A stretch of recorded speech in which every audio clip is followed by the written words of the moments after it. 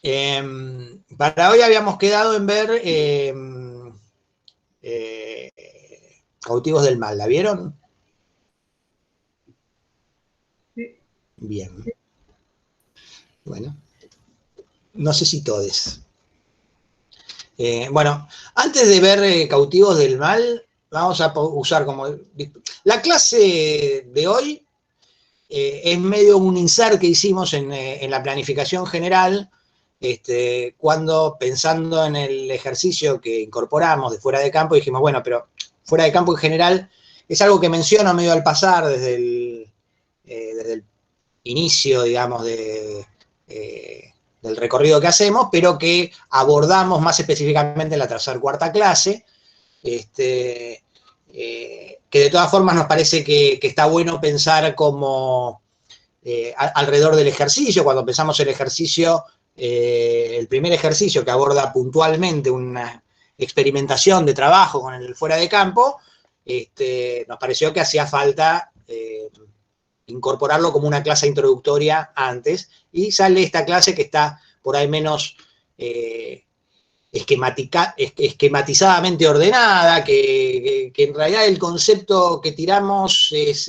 más de presentación, porque está bueno volver a pensar el fuera de campo una vez que hagamos una parte del recorrido, pero me parece que está buena como situación de tirar un par de ideas con las que van a empezar a trabajar en concreto en el ejercicio.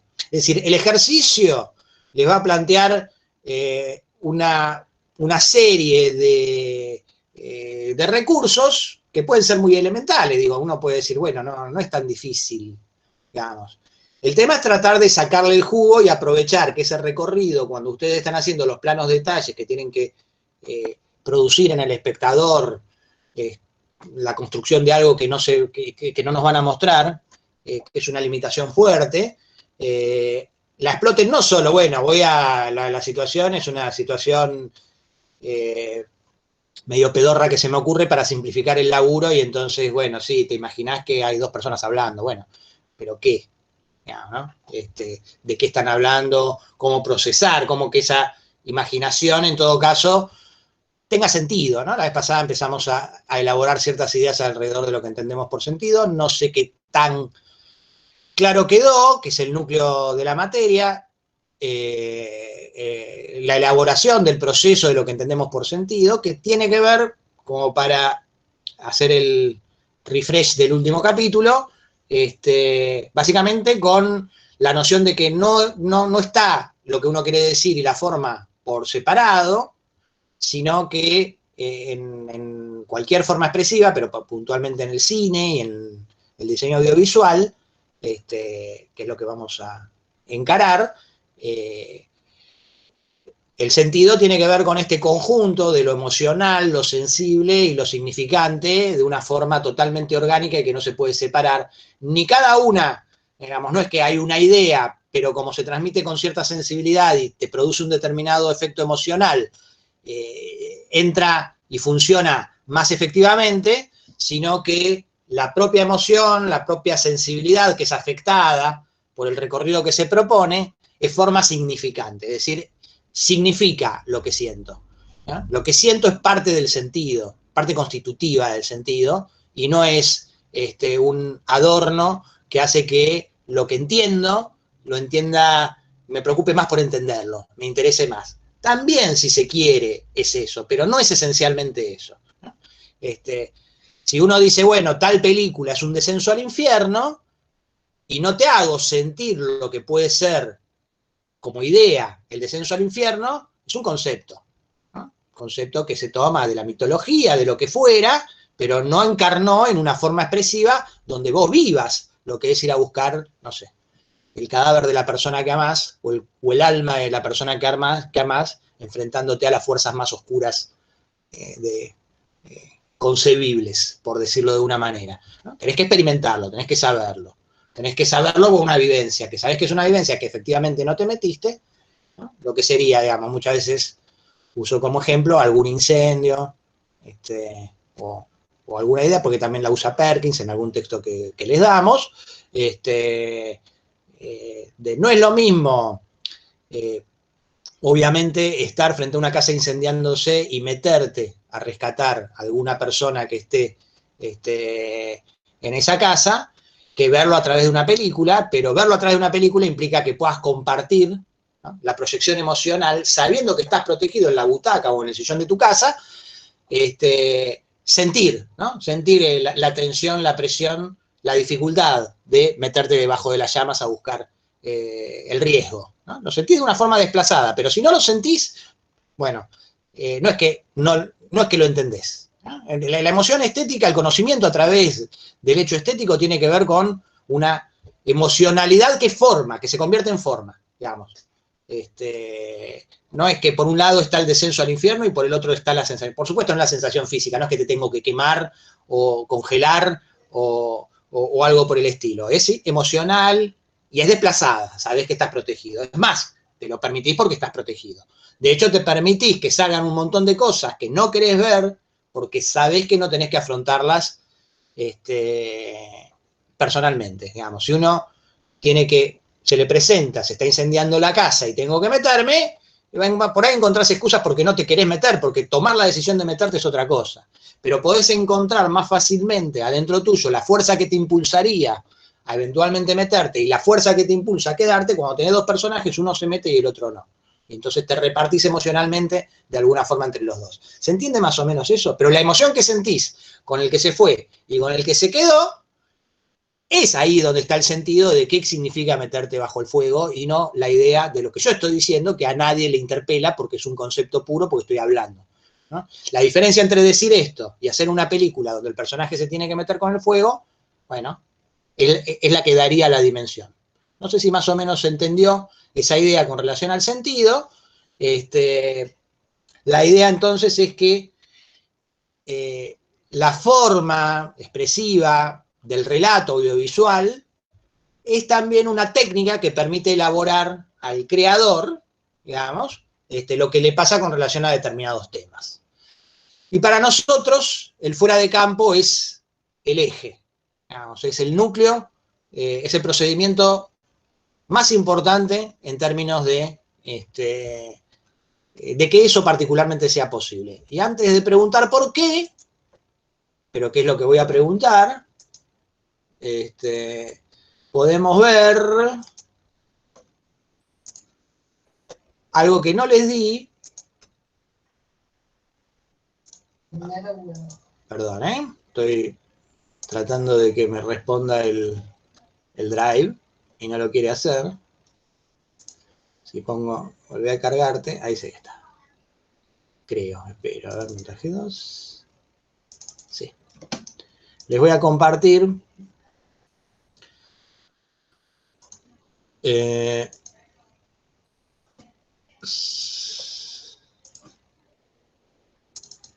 la presentación de un capitulito de Big Bang Theory, no sé si la conocen, si la han visto, pero que sirve como disparador. Ahí va.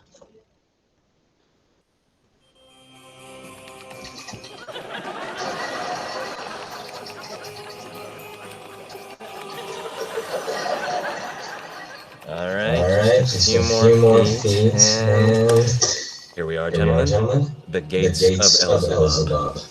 Good Lord. Don't panic. This is what the last 97 hours have been about.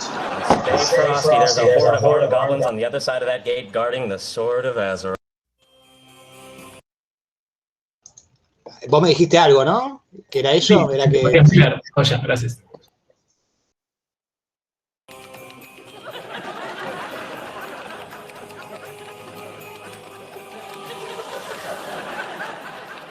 All right, just a few more feet, and here we are, gentlemen. The gates of Elzebub. Good Lord. Don't panic. This is what the last 97 hours have been about. Stay frosty. There's a horde of armed goblins on the other side of that gate guarding the Sword of Azeroth. Warriors, unsheath your weapons. Magic wielders, raise your wands. Lock and load.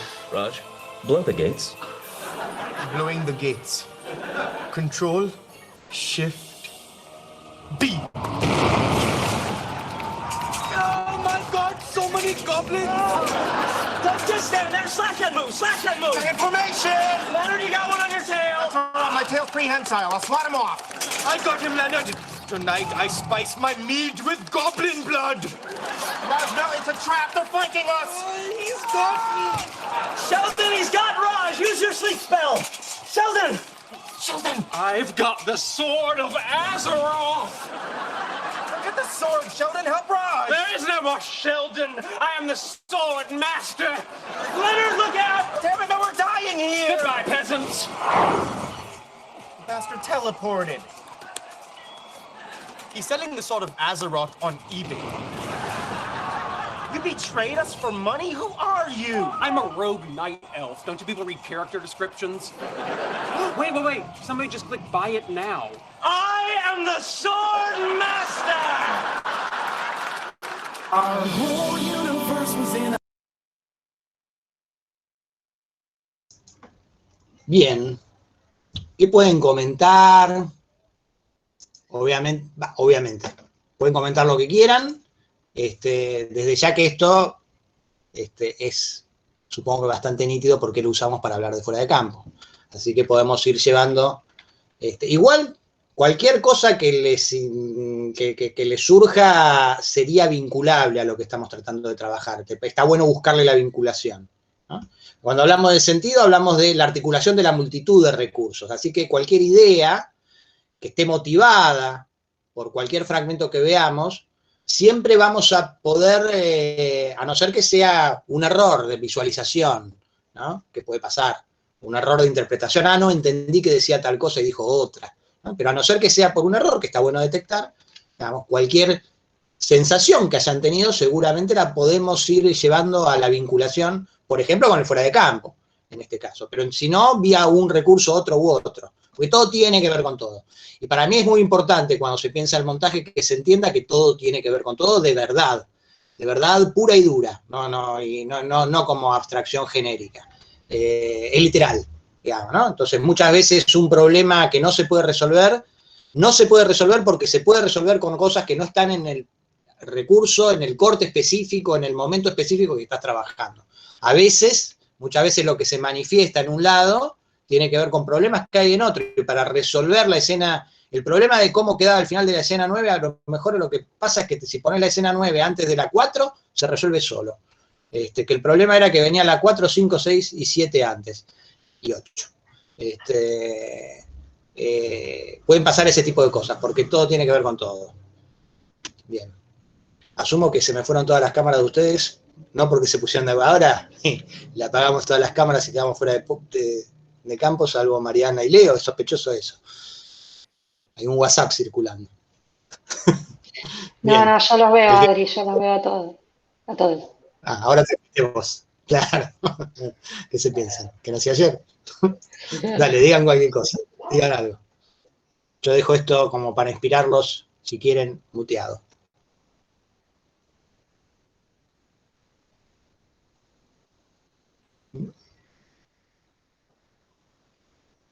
Ajá. Bien. Buenas. Bien, Nicolás. Me animo. Bueno, yo más o menos digo algo respecto más o menos lo que me pareció en torno a la escena que fuera de campo. Yo la serie no la vi, pero entiendo que es una comedia, y lo que sucede acá es que, o sea, es más entretenido, por así decirlo, durante este paneo, ver la cara de ellos y cómo se va montando cada uno de sus cuerpos y de sus caras y de sus gestos, con el sonido, digamos, con el sonido de la batalla, cuando sucede todo eso justamente fuera de campo, para mantener como la tensión o el peso como dramático de la escena en la cara de ellos, digamos. Si mostráramos quizás la batalla, se perdería un poco del sentido de lo que tiene que ver con esta introducción o lo que fuese. Pero me da la sensación de que es una decisión para hacer funcionar a la escena dentro de la comedia o de lo payasesco que pueden ser los personajes, antes que demostrar exactamente la batalla, y quizás no es tan relevante en términos de montaje. Me da un poco esa sensación. Bien, muy bien. Te podemos usar... ¿quiénes conocen la serie, vieron algún que otro capítulo, y quiénes no la conocían? O pueden poner sí conozco o no conozco en el chat. Sí, no. Digamos, no hace falta que pongan más, así no se estresan. Sí, no, puede ser. Si es que la vieron, la conocen, o vieron algún capítulo, no es que no. Porque me parece que es interesante tener ese reparto. Mirá, está bastante repartido. Me parece que si estuviéramos en presencia y qué sé yo, sería bárbaro, porque sabríamos, ya tendríamos ubicado más o menos quiénes sí y quiénes no, y podríamos ver qué se construye aquellos que no la vieron, que no la tienen vista, como construcción de personaje. Bueno, igual está bien como punto de partida, es interesante lo que dice Nicolás. ¿Quién puede extender o agregar alguna otra cosa o eventualmente no acordar con eso o matizarlo? ¿No? Él dice que es más interesante, bueno, todos lo escucharon, ¿no? ¿Qué más?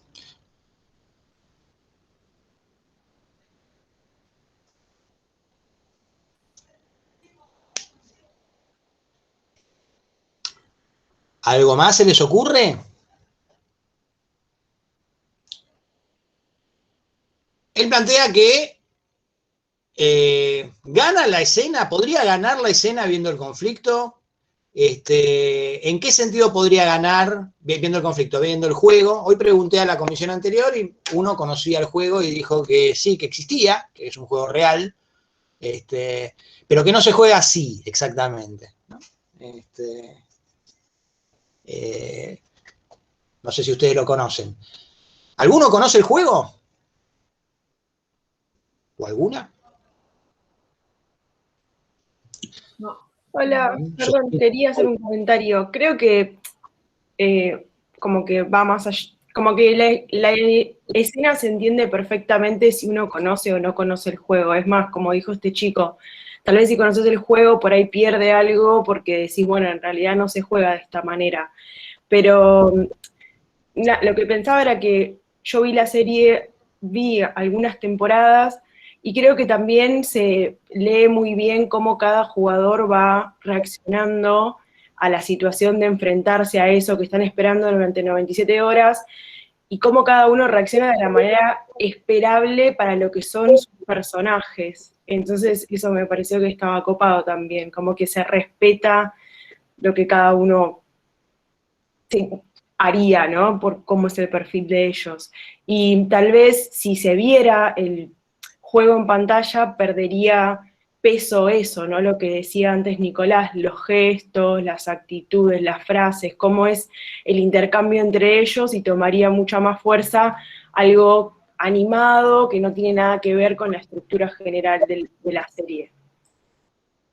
Bien, muy bien. En todo caso, los que no la vieron está bien, si vieron solamente esto por primera vez y conocen a los personajes desde acá, probablemente no puedan armarse todavía una construcción de personaje, pero en todo caso está bueno que piensen, yo creo que sucede, es una buena presentación del carácter de los personajes. Julieta dice que que está bueno que los desarrolle, que están en su rol, que están en su personaje y que actúan en esa cosa conjunta de una manera que los expresa como personajes y que es consistente.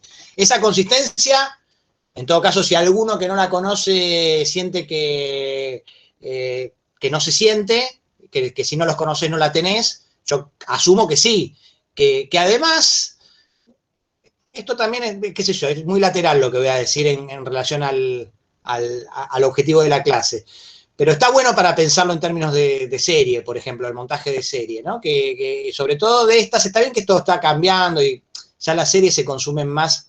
Esta es una serie que cuando empezó todavía se tendía a consumir en televisión, digamos. Sabés que los martes a las 9 de la noche, no sé qué horario, pero ni qué día, hay un capítulo de The Big Bang Theory y si te acordás lo ves, entonces ves salteado o haces zapping y lo ves, digamos, que eso implica una lógica también para la edición, ¿no? Pero que también hay una presentación que hay que tener presente a la hora de hacer de los personajes, y me parece que en todo caso sirve para pensar otro tipo de cuestiones en relación a la construcción de los personajes, que tiene que ver con que el desarrollo de un personaje, particularmente en los seriados, uno también lo puede pensar en un largometraje, pero se vuelve a producir. En la serie, en todo caso, se reproduce. Pero este es el tercer capítulo de la serie, creo, de la primera temporada, si no me equivoco. Sí, es el inicio del tercer capítulo. O sea, los personajes ya están presentados, pero están en una presentación inicial. Aún si fuera el octavo capítulo de la 14ª temporada, no, creo que no llegó a 14 temporadas, no llegó. Igual no estaría mal pensar que también tenés que tener una cosa relativamente introductoria. O sea, sirve, porque también muchas veces uno presenta al personaje ya, como se dice, in media res, ¿no? En medio de una vaca. ¿No? En el medio de una acción, en el medio de...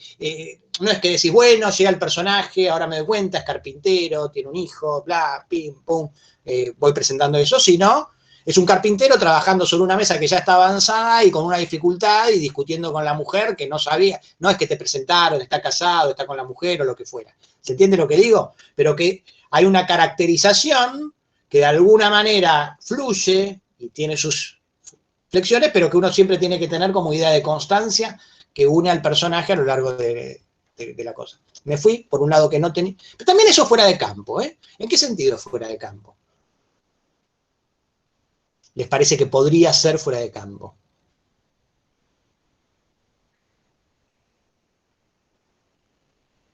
Piénsenlo en lo común. Para mí es interesante. Dale.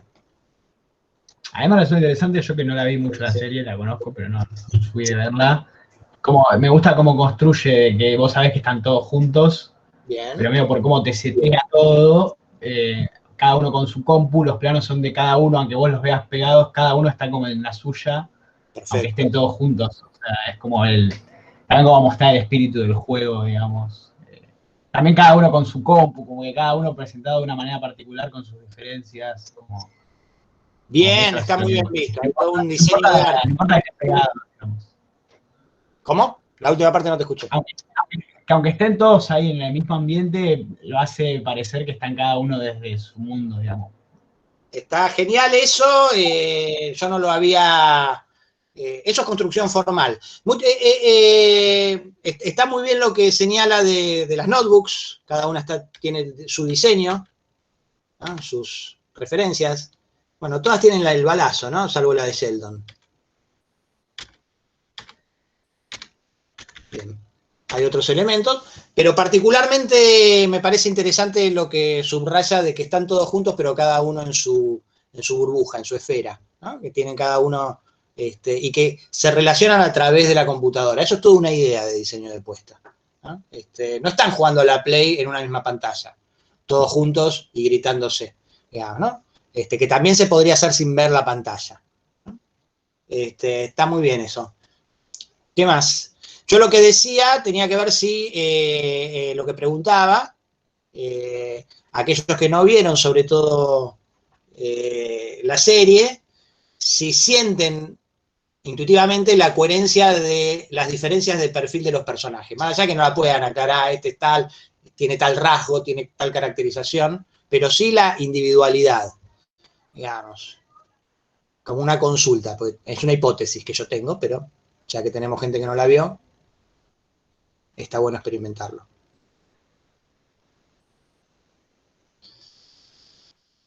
Ahora lo único que veo es Manuel. Así que si están haciendo sí, no, más o menos no tengo idea. Que asumo que sí sienten la coherencia. O alguno piensa que no. Alguno dijo, mira, para mí eran 5 pibes random. Son 4. Me inventé un quinto. 4 pibes random.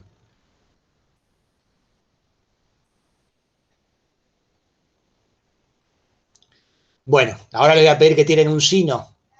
¿Sí eran coherentes? No, no eran coherentes. No eran un cúmulo cualquiera. Unos pibes cualquiera de cualquier lado. Ojo que, porque eso puede pasar también cuando uno está viéndolo. Yo a lo que voy es, eso tiene que ver con las estrategias de montaje, tiene que ver con la caracterización del personaje, me parece que no es lo central. La pregunta era,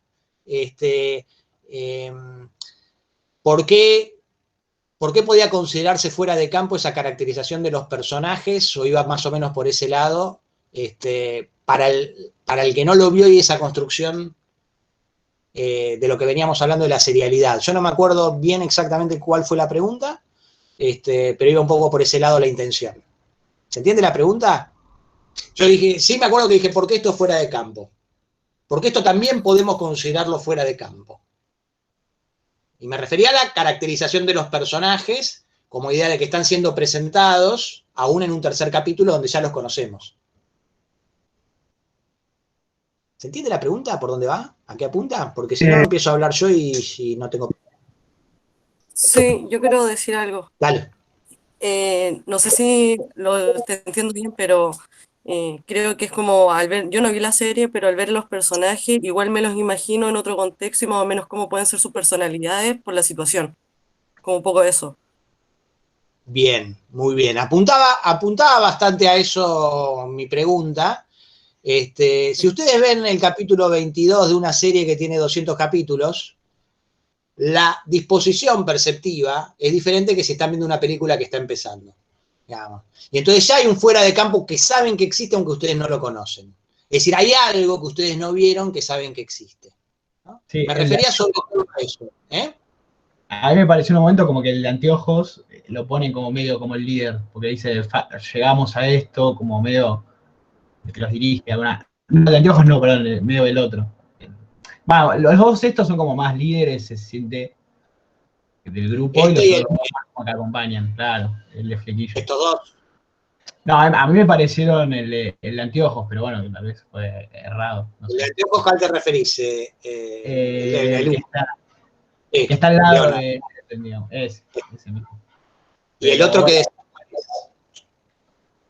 como que cada uno, como si cada uno tuviera un rol dentro del grupo. O sea, está muy bien y aparte es así. No, es como decís, quiero saber cuál es el segundo para vos, porque dijiste entre este y este, o que el otro también, ¿cuál era el otro? Me parece más el de Flequillito, el que está en la derecha de todo, pero o sea, tampoco... Está bien, bueno, yo los uso mucho de conejillos de indias a ustedes, porque hay cosas que yo sé y quiero ver qué es lo que les pasa, porque así también hago mis recortes y en todo caso me pongo a pensar por qué pudo pasar una cosa u otra y puedo entender por qué te parece que este otro es... Claro, a primera vista me parecieron esos dos, pero está perfecto, está perfecto. No es un examen de adivinar cuál es el más relevante. ¿No? Yo pregunto muchas veces porque me interesa ver cómo reciben, y cómo reciben con una información fragmentada para mí es utilísimo. Digamos, ¿no? Yo muchas veces cuando no ven las películas, además de odiarlos, los aprovecho para ver, bueno, pero ¿qué entendés de este personaje? Porque es muy distinto a lo que entendés cuando viste la película y volvés a ver la escena, digamos, que cuando no viste la película y se te va armando el personaje, pero no se te terminó de armar. O sea, muchas veces vemos el principio de las películas. Es una de las cosas que más tendemos a ver, ¿no? En general porque el principio conecta con todo, y ya si todos vieron la película, si yo muestro el principio, en términos de reflexión sobre cómo funciona la película, empezás a ver cosas en el principio que a no ser que hayas visto la película varias veces, por ahí no viste, no registraste, y decís, mira, esto ya estaba en el principio, ¿no? Entonces eso sirve mucho para ver un proceso y cómo se van repitiendo elementos y cómo la repetición de elementos es algo que construye y demás. Pero a veces, muchas veces sucede que alguien no vio la película y entonces ahí nos viene bárbaro a los que la vimos, decir, bueno, ¿y acá qué te vas armando? Digamos, porque además hay un proceso que es muy difícil como montajista, digamos, ¿no? Una parte del proceso de la edición que es particularmente complicado. Y es que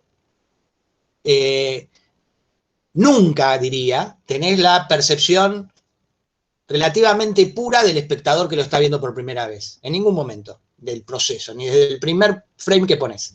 El primer frame que pones, el primer plano que elegiste, que empezaste a tirarte a la línea de tiempo y que empezaste a ver cómo lo acomodabas, ya lo estás pensando en relación a una estructura que conoces, sabés la historia, conoces el guión, o lo que sea. Digamos, ¿no? Así que ya tampoco es puro. Y tenés una estrategia, tenés problemas que resolver y demás.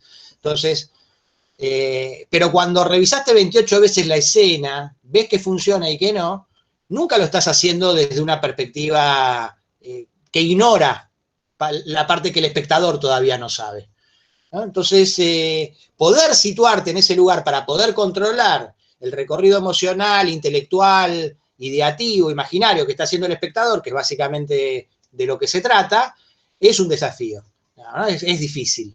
digamos, porque no lo estás viviendo en carne propia. Por eso también para mí es importante que cualquiera que se quiera dedicar, yo diría cualquier área de la realización audiovisual, cuando a cualquier pieza audiovisual le guste, la vea, la vea, la vea, la vea, la vea, la vea, la vea, y la vuelva a ver, y la vuelva a ver, tratando de mantener viva la emoción, digamos, hacerle preguntas y ver cómo está funcionando. Porque eso es una herramienta fundamental para saber cómo funciona el proceso. Eso te da la perspectiva, porque si te pegó la película la primera vez que la viste, la segunda vez que la viste, puede pasarte que digas, era una cagada, o era mucho más floja de lo que recordaba, o todo esto que puse, lo puse yo, pero no viene de la película, no dialoga con la película. A mí me pasa esto porque acababa de cortar con mi pareja, porque qué sé yo, porque le tengo miedo a mi viejo, o por algo, y aparece un viejo, me aparece una piba que se separa o algo, y entonces me involucro, pero después veo que ahí proyecté y tiré cosas que no estaban procesadas por la película. O no, uy, sí, es mejor todavía, pero yo creo, no sé si lo charlé con ustedes la semana pasada, ¿no? Creo que es probable, porque recuerdo no haberlo hablado hace mucho, de que muchas veces cuando se piensa la reflexión teórica en relación al impacto emocional que tiene una obra, yo muchas veces no, pero con cierta frecuencia me encontré con gente que me dice, yo prefiero no analizar las películas que me gustaron, no volver, inclusive me he encontrado algo más misterioso aún, prefiero no volver a verla porque me encantó, ¿no? Y no quiero destruir esa sensación, ¿no? El primer síntoma para ver si una línea de reflexión teórica funciona o no es si te da herramientas para potenciar el disfrute de las películas o te la seca. Si te la seca, está mal, ¿no? Si volvés a mirar las películas, a pensar, a decir, wow, mirá, no había visto esto, qué copado, ¿no? Y te renueva ese entusiasmo, ese terror, esa diversión o lo que fuera, es porque la reflexión está encaminándose probablemente bien, digamos. No hay ninguna garantía, es como una especie de efecto de tornasol de reactivo, ¿no? No, porque esto no es neorrealista, bla, pim, pum, la pongo en un circuito académico, esto tiene que ver con que el viejo era tal, y entonces él vio tal película y leyó tal libro, y entonces, es por eso. No, bueno, ahí seguramente le vas a ir pifiando. Pero si ves que en todo caso el desgarro del personaje tiene que ver con más condimentos que los que le viste la primera vez, es probable que renueves esos condimentos que tenías y le creas más, te des cuenta que es más denso de lo que habías pensado, y ahí la cosa va mejor. Así que mi sugerencia sería esto. Por ejemplo, ahora que ya la empecé a usar el año pasado, esta escenita, hoy la usé, ahora la estoy volviendo a ver, y le estoy encontrando muchas más cosas que la enriquecen. Digamos, hay una cosa que muchas veces no se come. En principio, estamos de acuerdo, supongo todos, en que no hace falta ver. Digamos, ¿no? El principio es no hace falta ver. Uno podría imaginarse estrategias en las que se vea y se aproveche que se ve para otro efecto de sentido que sería diferente. Ahora lo pusimos, es mejor así. Es mejor que no se vea. Bueno, qué sé yo, por ahí alguien viene, mirá, la reedité, te puse los inserts de las pantallitas y de la batalla, y te puse esta carita, esta cosa de comedia, dilaté un poquito más, y dice, esto, jaja, me cago de risa, ¿no? Estaba buenísimo también. El primer síntoma para mí que es positivo es decir, es mejor que no se vea. No tenemos el término de comparación, no es que le saqué las partes donde se veía y ahora no se ve, y entonces ahora les puedo mostrar, mirá cómo era cuando se veía, ¿no? Porque también puede estar buenísimo. Yo no sé si necesariamente es mejor. A lo mejor a alguien se le ocurre una estrategia donde se vea, se potencien cosas, se agreguen gags, pero el hecho de que nos parezca inmediatamente mejor es que es suficiente, ¿no? Con esto alcanza para el sentido que está buscando. Y alguno o dos o tres de ustedes mencionó que eso te lleva a mirarlos a ellos, digamos. Hay dos cosas que ponen en funcionamiento esta estrategia, digamos, ¿no? Uno es llevarte a mirarlos a ellos. Y otra es un código subterráneo, pero código de complicidad con el espectador, ¿no? Porque después del tercer planito te das cuenta que no te lo va a mostrar, ¿no? Hay un momento, no es que lo pensás racionalmente, pero hay un momento en que aceptás el código, ¿no? Y en ese momento que aceptás el código es una apelación a tu inteligencia. Es un código de complicidad, no necesitamos nosotros que, ¿no? ¿no? Necesitamos. Ese efecto de complicidad, ¿no? Somos autosuficientes, nos damos cuenta que en realidad estamos buscando otra cosa. No es que te tengo que mostrar todo, ¿no? Y que vos te lo podés imaginar. Obviamente hay toda una construcción delicada de la construcción dramática. No sé si alguno conoce el juego, digamos, pero todos nos imaginamos qué tipo de juego es. Un juego de roles que transcurre en un universo fantástico, a la Señor de los Anillos, con elfos, figuras mitológicas, castillos, ejércitos que combaten, goblins, no sé qué serán los goblins, pero uno se puede imaginar, la espada de Azeroth, objetos poderosos, objetos cuya conquista te coloca en otro lugar, jerarquías de castas, todo eso está contado. Todo eso se contó, digamos, ¿no? Complicidades, dependencias recíprocas que se potencian con lo que decía Manuel, creo que era Manuel, de esta construcción de individuos en su burbuja interactuando en un lugar que para el que vio la serie todo eso es una construcción que no digo que necesariamente quien diseñó la apuesta lo pensó en estos términos conscientemente, sino que tiene esa estructura incorporada y cuando tiene que hacer la escena, sí el guiño de complicidad, porque esto es una decisión primaria, porque inclusive no hace falta jugar el jueguito. Pero hago una pregunta, ¿tienen el jueguito ellos en su computadora? ¿Qué piensan? No sabemos, yo no les puedo decir si sí o si no. Si ustedes tuvieran que hacer esto. No creo que lo tengan, están actuando, es parte de la puesta en escena. Obvio, es un diseño de puesta, no está, pero todos lo vimos y asumimos que estaba mientras lo íbamos viendo, sin hacernos la pregunta. Y entonces no es que nos engañó y nos engañó, qué peor es que nos engañó, sino que eso me parece que es una comprobación, no solo de que no hacía falta, sino que eso seguramente le dio más ductilidad, por esto que decía el pibe que conocía el juego hoy en la otra comisión. Sí, pero no se juega exactamente así. No sé, que no le pregunte cuál era la diferencia, si el Control Shift B era el que permitía activar, no sé, las armas o qué, o que para llegar a un castillo, la espada de Astaroth o lo que fuera. Bien. Creo como que disparador, quería hacer un comentario. Me parece que fuera de campo funciona cuando pasa esto, ¿no? Como no necesitamos realmente ver lo que ellos están jugando para entender lo que está pasando. Creo que en ese momento, cuando es más rico no mostrar que mostrar, es cuando funciona. Bien.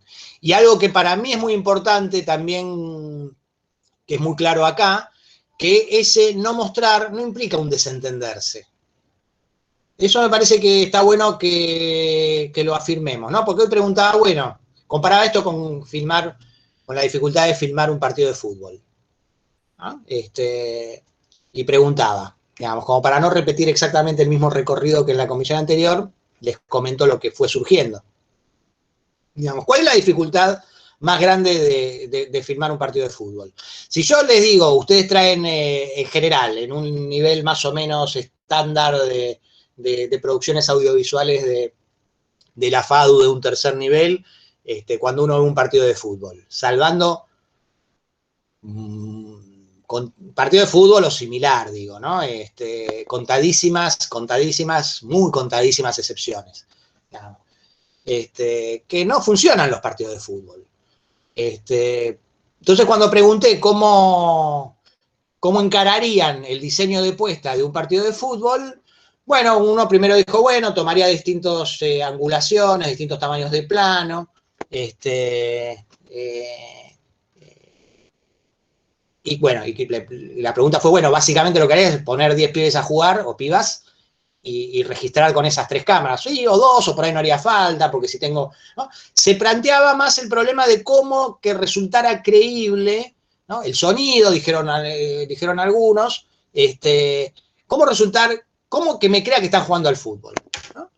Entonces, a mí me llamó la atención, que probablemente alguno lo estuviera pensando, pero nadie lo llegó a decir, es, bueno, lo primero que me tengo que preguntar como realizador, y eventualmente, si a usted lo convocan como montajista, porque si hay algo que es difícil es recibir material de un partido de fútbol. De hecho, una piba dijo, sí, nosotros el año pasado hicimos un documental sobre futsal femenino, y fue un quilombo editar. El sonido nos ayudó mucho.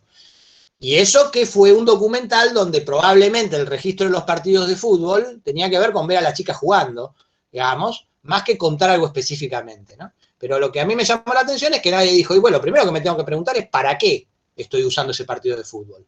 ¿No?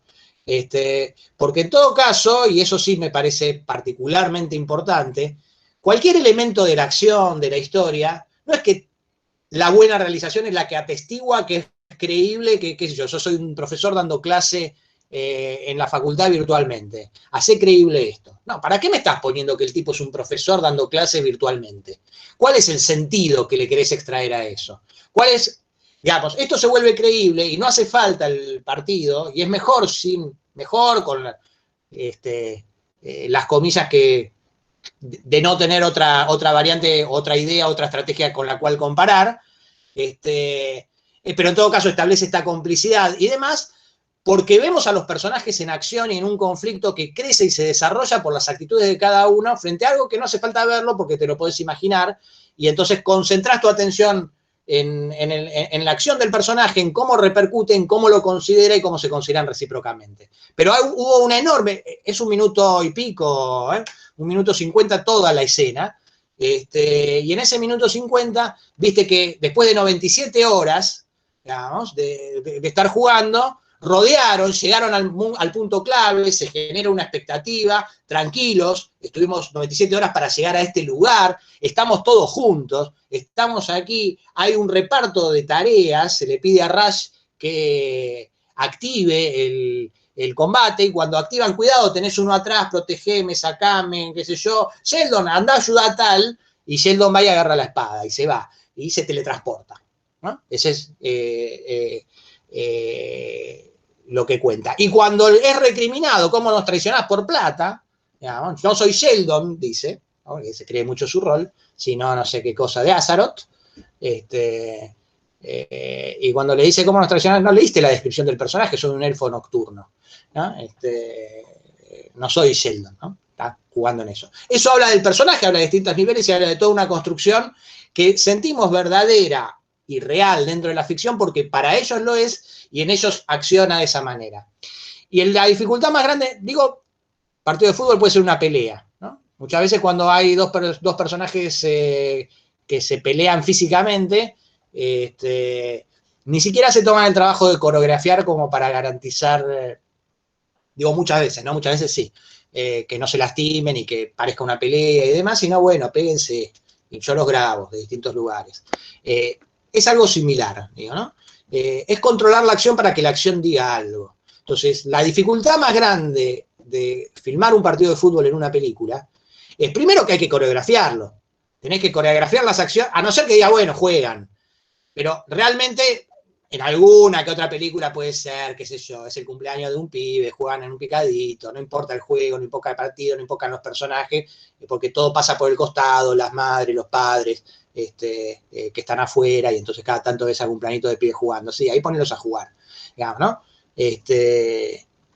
Pero normalmente, si hay un conflicto que tiene alguien con otro jugador, que eso va a modificar, me interesa ver cómo está participando, si va a poder hacer el gol o no, si va a hacer el pase, si se la va a comer, si va a hacer esto, si va a hacer lo otro, cómo se va a integrar en eso, digamos, eso es usar, en todo caso, dramáticamente ese partido de fútbol. Y ahí hay que coreografiarlo, digamos, hay que decidir cómo son las acciones y grabarlo sin que parezca actuado. O sea, tiene que parecer espontáneo. Es un verdadero desafío para los valientes hacer eso. Pero eso se puede repercutir en cosas que cito por ahí están más a la mano. Un partido de cartas, un partido de ajedrez, ¿no? Que muchas veces no sé qué les pasa a ustedes, digamos, cuando ven, ¿no? Pero yo si están jugando al truco me fijo qué cartas tiene. En principio, si yo veo 4 personajes jugando al truco y conozco el truco, es relevante saber qué carta te tocó. No es que, no sé si después eso se va a usar en la película o no. No sé si va a ser relevante si tiene el 4 de bastos o el ancho de espadas. Pero en principio, cuando el tipo la orejea y la mira, está bueno saberlo. Y si sé quién está jugando con quién y sé qué carta tiene cada uno, ahí tengo un montón de cosas para laburar. Yo muchas veces he visto películas, no solo cortos, claro, ¿no? Largometrajes y demás, que hay un partido de ajedrez, y vos decís, sí, pero ahí, che, está la torre amenazando esto y no se dio cuenta, y es un ajedrecista, y después ves dónde está el rey, está más o menos cubierto, qué sé yo, ves el plano, el contraplano, y está en cualquier otro lado, y vos decís, bueno, pero no es de verdad eso. Es decir, con esto a lo que voy, ahí me terminé desviando por un meandro o por una ramita muy menor, es que es relevante, es que es importante en principio tener una construcción lógica en aquello que no se ve, digamos. Y que buena parte de la fe en lo que no vemos es que intuimos esa construcción lógica. Ninguno de nosotros sabía cómo era el juego, pero era razonable que pasara lo que dicen ahí que pasan en ese juego. Podía ser inventado el juego. Y en todo caso hubo toda una construcción imaginaria, hasta gratuita, podríamos decir, ¿no? Alguna vez me pasó en alguna devolución, en montaje fue, que había un pibe mirando la tele. Y el pibe era un punk, o sea, punk. Y estaba viendo Susana Jiménez. Y me llamó la atención que el punk mirara a Susana Jiménez. Que no es el tipo de personaje. ¿Por qué mira a Susana Jiménez? Le pregunté. No sé lo que había en la tele. Bueno, qué sé yo, si está viendo un recital, si está viendo, qué sé yo, un pibe con la birra, con la cosa así tirado, o me está diciendo, mirá, ya está tan en cualquiera que hasta mira a Susana Jiménez y le chupa un huevo, ¿no? Pero estaba mirando la tele, ¿no? Hay como muchas veces se desatienden cuestiones secundarias. Y esas cuestiones secundarias muchas veces son aquellas que te hacen en principio intuir que lo que estás viendo es consistente. Y a mí lo que me interesa, primero eso como un problema técnico, si se quiere, ¿no? Que muchas veces pasa con los extras de atrás, ¿no? Eso en general, en una película industrial más o menos ya... Yo me acuerdo cuando habían las telenovelas, cuando yo era chico, que bueno, los extras que estaban en los bares atrás, te daba cuenta que eran extras que no hablaban, que se miraban, que se quedaban callados. Ahora en general se trata de, bueno, darles actividades, algo que tienen que hacer en cualquier rodaje cuando tienen extras, están haciendo una fiesta, están haciendo... Si están haciendo una fiesta, pusieron música, alcohol, y están haciendo una fiesta más o menos de verdad, es probable que no necesiten demasiado. Pero tienen que mirar en el encuadre que lo que está sucediendo atrás, por un lado, no te miren a cámara, y por otro lado, sean acciones creíbles que pueden estar pasando en ese contexto.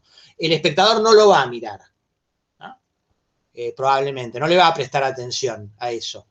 Pero es información que entra. En un lado de la imaginación entra. Y un segundo paso... Es decir, ¿por qué le hago hacer al extra de atrás lo que le estoy diciendo que haga?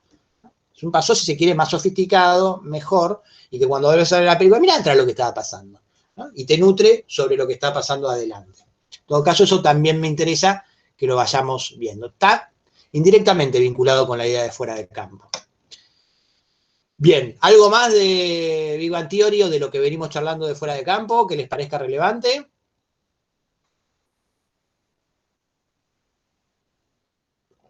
Cambiemos de... No, que iba a añadir algo rápido que me acabo de acordar, que creo que tengo un ejemplo de algo que funciona a la inversa. Hay una serie que de animación que se llama South Park, que todos la deben conocer, que es un capítulo en el que juegan a Warcraft. Es una serie de animación. Y el capítulo empieza con los personajes, estoy pensando porque es un juego muy parecido a este, y empieza con los personajes del juego, digamos, y es gracioso, o sea, lo que quedaría fuera de campo es como los pibes de animación, digamos, los personajes de South Park, quedan jugando, o sea, es el proceso inverso. Pero ahí creo que funciona gracioso, primero porque es el mismo código de animación, y segundo porque es gracioso ver cómo le asignaron roles y personajes muy parecidos a los que son ellos y cómo juegan sus voces. Estaba pensando que podía, o sea, que debe funcionar y también ese sistema justamente por eso. Que acá, bueno, obviamente que no, porque quizás es otro código y demás, pero ahí en South Park puede funcionar bastante bien. Es que el código podría ser reversible, podría solamente, por ejemplo, estar viendo las pantallas. Y eventualmente las manos de los que le están tipeando, o ni siquiera, o el reflejo, o ni siquiera, digamos, ¿no? Podría ser ese, digamos, eventualmente podría decir, che, pero se me ocurrió este gag que está buenísimo. Bueno, eso va a romper el código, en el sentido de que no estás viendo y de pronto ves, y bueno, pero banco, que veamos cómo funciona. Y por ahí se te ocurrió un gag final con Sheldon con la espada, que es divertido y lo pones y ves. Digo, yo soy muy de la idea que los códigos, muchas veces se tira, bueno, tenés que poner 3 veces algo para que bla, o qué sé yo, no sé. Está bien, digo, es una orientación, es una guía tener como cierta estructura que te ayuda a ordenarte, pero después mira cómo funciona. Digamos, hay muchas cosas que no... Digo, por ejemplo, yendo a Cautivos del Mal. Me acaba de ocurrir un ejemplo que ayer la volví a ver. Hoy alguien la comparaba con El Ciudadano, porque dice como El Ciudadano es una película donde conoces a alguien a través de las miradas de los demás. Que me parece que está muy bien, que es algo deliberado en la película, creo. Que se puede ver inclusive como respuesta, en cierto sentido, al ciudadano, como respuesta en un diálogo entablado, ¿no? Más allá de que sabemos que Wells detestaba profundamente a Minelli. No sé si Minelli lo detestaba a Wells. Ironiza sobre Wells en una película que es genial, Bandwagon, no sé si la vieron, un musical donde hay un personaje que es Wells. No importa, es genial esa película, pueden verla. Pero con onda, porque es con cariño que, en todo caso, lo pone en escena. Y uno diría, bueno, está ok, entonces es relevante el punto de vista. Y ahora no me estoy acordando la escena, pero porque es algo que muchas veces se presenta, ¿no? Son 3 relatos sobre Jonathan. De Georgia, primero de Emil, el director, y después del guionista.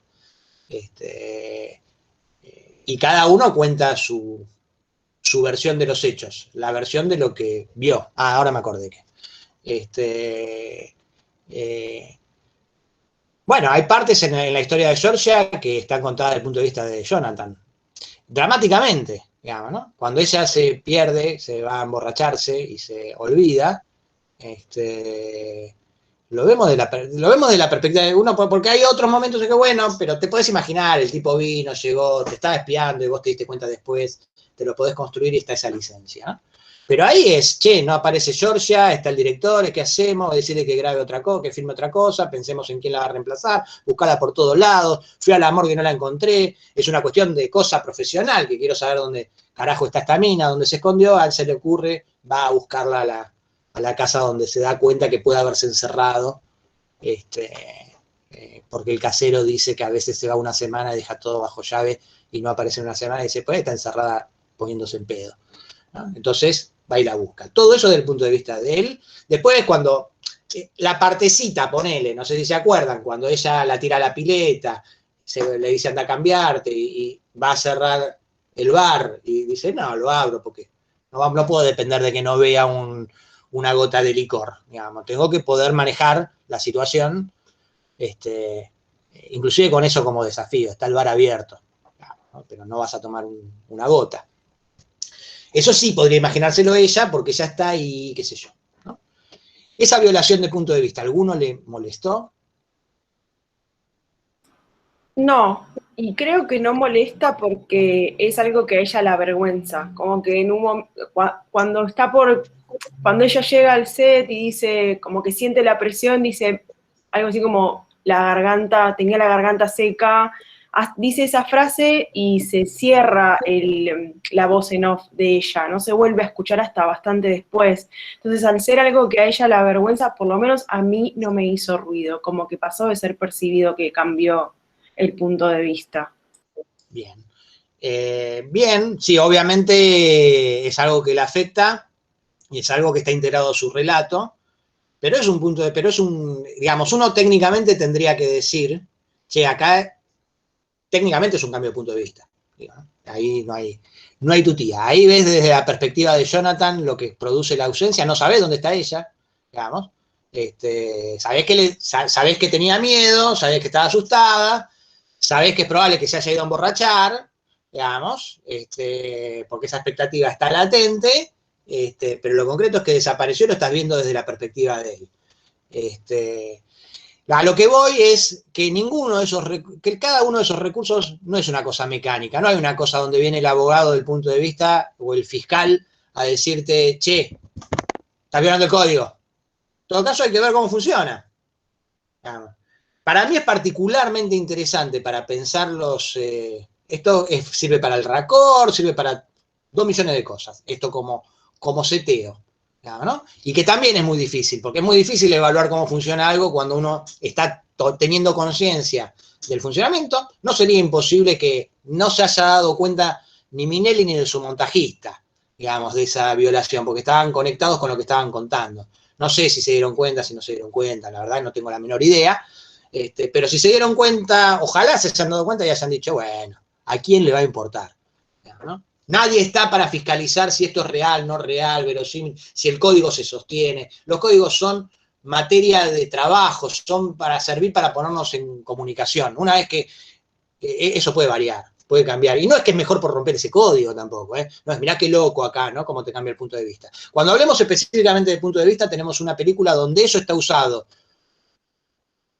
deliberadamente para potenciar, y tampoco ahí sé que dudé el deliberadamente porque no sé qué tan deliberadamente lo usa, pero potencia mucho un juego específico que se hace con el punto de vista donde el personaje no puede estar viendo eso, pero el hecho de que lo estés viendo y que el personaje según el cual estás viendo el punto de vista cambie, lo veas desde el punto de vista de un personaje que no podrías verlo, potencia muchísimo el efecto dramático. No sé si se entendió lo que digo, pero acá no me parece que sea un núcleo de sentido. En La ventana indiscreta que vamos a ver la semana pasada, sí, hay elementos que son núcleo de sentido por la torsión del punto de vista, por lo que el personaje no ve y nosotros sí, digamos, ¿no? En una película que supongo que muchos ya la habrán visto, si no todos, y que está estructurada sobre la base de un punto de vista construido. Ahí Lídice levantó la mano. Igual, justamente en esa misma escena, ella se va a bañar, no sé qué, y él levanta el teléfono y sabe que ella está escuchando y ella no sabe que él sabe que ella está escuchando. Como que ahí pasa justamente eso. Como que hay algo de que después cuelgan y ella aparece y es como que ella piensa que lo engañó, pero él se sabía. Bien, él está controlando a través del fuera de campo, podríamos decir, directamente, y se da cuenta que está... Perdón, como que es una simetría con el final, que él sigue desde el fuera de campo controlando toda la situación. Y con el principio, porque ya al principio vemos que él se presenta con 3 llamadas telefónicas, a cada uno por separado. En la llamada de ella lo escucha. Ella lo escucha, en todo caso, si la revisamos, muy notoriamente para ver qué le pasa. Hay un proceso que hace ella mientras lo está escuchando. Está bien, todavía, si la vieron una sola vez, no saben quién es, qué le pasó con ella. Cuando la vuelvan a ver, si la vuelven a ver, van a ver que está muy afectada. Digamos, hay toda una tensión en el principio en que todos tienen superado, son soberbios, bien, ¿no? Lo ningunean, y hay como un subtexto muy laburado, muy preciso, muy sutil, de la inestabilidad de esa seguridad con que ellos tienen con relación a Jonathan. Pero puntualmente en ella, que es el personaje más cargado dramáticamente,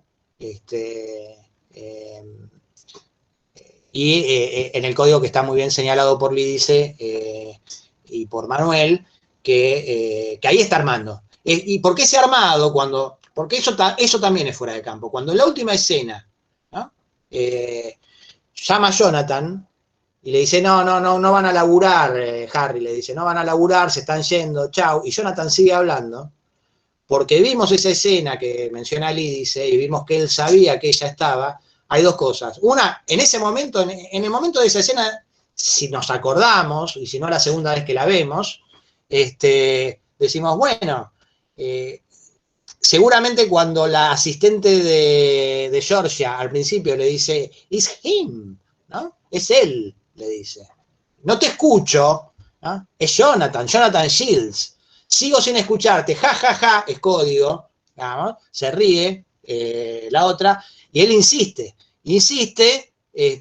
porque sabe que ella va a levantar el tubito, y seguramente está esperando a ver si levanta el tubito. Si eso lo juntamos, digamos, bueno, mira, pero ¿qué espectador se va a acordar de eso? Y no. También lo del escritor, perdón. Cuando lo llama al escritor antes de que vaya a Hollywood, que comparten el teléfono con la mujer, que después lo terminan compartiendo con el director, con los 3 al final, en la última escena, como que toman eso, pero como que siempre él del otro lado del teléfono, sin necesidad de escuchar lo que dice, sabes que está como dominando la situación. Seduciendo a todos, digamos. Perfecto, tal como lo decís, pero sabiendo además cuando lo dice, pero sale $4.80 el minuto, o el segundo, no es el minuto, ¿no? El 52, $4.80, y están en bancarrota, o sea, ¿no? Cortá, y Jonathan sigue porque quiere, no, te quiero contar mis ideas, y eso sí, qué sé yo, y bueno, lo escuchamos, y ahí está de vuelta ella, volviéndolo a escuchar, y enseguida, en lugar de escucharlo a él, empieza a escuchar las ideas, ¿no? Eso se nota mucho en ese plano, pero él está controlando eso, él sabe que es muy probable, conoce ese lugar donde vive y labura, sabe que está ese otro teléfono ahí, sabe que van a pasar por el teléfono y la conoce a George, y seguramente estará esperando mientras cuentas $4.80, $9.60 y demás, está escuchando el clic de cuando levantan el tubo. Y entonces seguramente ahí uno puede proyectar. ¿Por qué fuera de campo los llamados anteriores? Porque primero no están en campo, y segundo porque pertenecen al pasado, está bien, pero los mismos estuvieron en campo. Está bien, y construyeron una idea que ¿cuántos espectadores se están acordando en ese momento? No sé cuántos espectadores se están acordando en ese momento de las otras llamadas en las que pasó esto y que se fue construyendo. Pero quedó en algún lado de la percepción. En algún lado está, ¿no? Y cuando se construye, le dio estructura y solidez al recorrido de Jonathan con relación a esa llamada. Y cuando volvés a ver la película, ya el ver los 3 primeros llamados adquiere una dimensión mucho más enorme, porque tenés toda la película vista y vas viendo cómo se va construyendo, ¿no? En todo caso, bueno, esta es una película que a mí me gusta mucho. Ayer la volví a ver, dije, bueno, era tarde, había dormido poco. Dije, bueno, a veces me pasa cuando veo una película que vi muchas veces, que bueno, que al ratito me da sueño porque la vi muchas veces y no hay sorpresa, me quedé las 2 horas clavado, llorando la mitad del tiempo.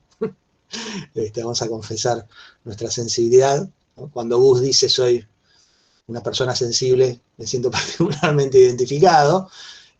Sí, lo aclaraba hoy, ¿no? Vista con perspectiva de género 2021, es un poco machirula, bastante machirula la película, pero, digamos, en todo caso habrá muchas cosas que mencionar frente a la machirulez de la película, porque está, no digo matizada, digamos, sino no está hecha, obviamente, hablar 1952 y hablar perspectiva de género era algo que si vos ibas se van a 1952 y dicen, no, pensar la película desde una perspectiva de género, te van a decir, ¿qué? Sí, es un policial, bueno, es un thriller, ¿no? No van a entender ni siquiera el idioma del que le estás hablando. Entonces hay que tratar de hacer esa traducción para entenderla. Pero no es complaciente con el patriarcado, creo. Ahí Lidi se levantó la mano. Interrumpan, también. Yo por ahí no veo todas las manos cuando se levantan y estoy viendo 3 o 4 pantallitas nomás prendidas. Que es probable que sea porque me los viene filtrando. Lidi, ¿habías levantado la mano? ¿Querías decir algo?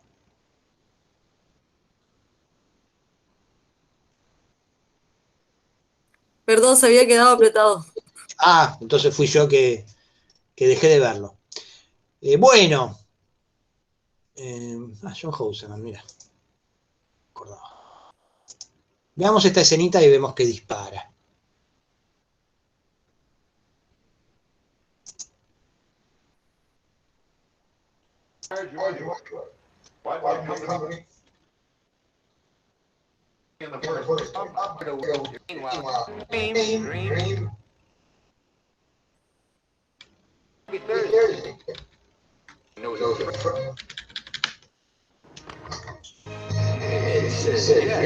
In the next few years, Jonathan Shields produced a lot of pictures for Harry Double. B pictures. I directed the third, 5 more after that. We weren't really picture makers, we were second-hand. But we learned our trade. Then one cloudy day, Harry Pebble assigned us a little horror called The Doom of the Catman. This the sort of thing you have in mind? Of course they need freshening up and they've been hanging otherwise. I can't get into this, don't worry about it. If they don't hang around, a little muzzle here will cover it up fine. This is a matter of fact, we take care of that. We have a whole department for that. This may be a problem, unless you get us in a man. Adri, si te puedes mutear. This material is imported, we can't get it anymore. But don't let that be enough. Here, perfect fit. This will give you the full effect. You see? Lots of character in the tail, plenty of fright. Need a little puffing up, but it'll be all right. Of course, you gotta visualize it in the lights. You gotta use your imagination. Shoulder pads. Straighten it right out. This will give you the effect. It'll be good.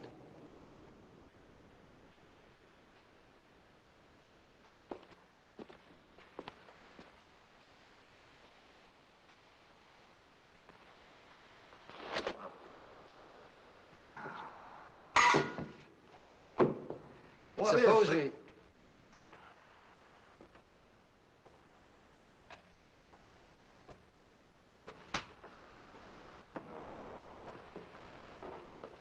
Look, put 5 men dressed like cats on the screen. What do they look like? Like 5 men dressed like cats. When an audience pays to see a picture like this, what do they pay for? To get the pants scared off them. And what scares the human race more than any other single thing?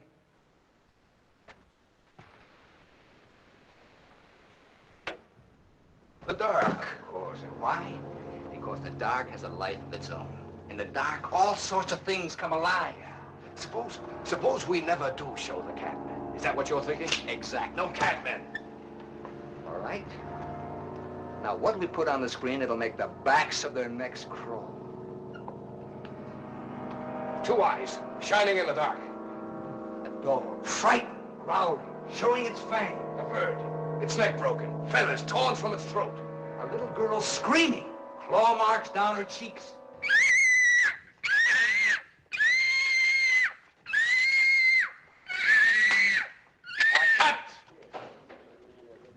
Okay, boys, new deal, wrap it up. Come on, get that boom back. This is my first stop. I want to give you a... The night of the Harry Potter still had a secret. Bien. ¿Qué opinan?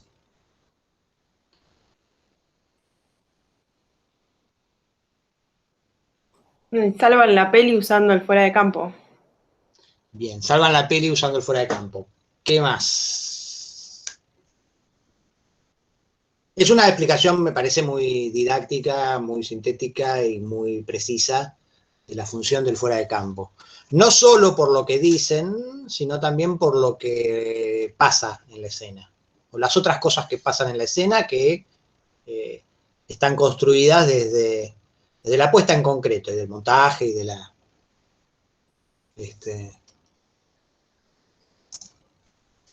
mira qué preciso. ¿Qué se les ocurre?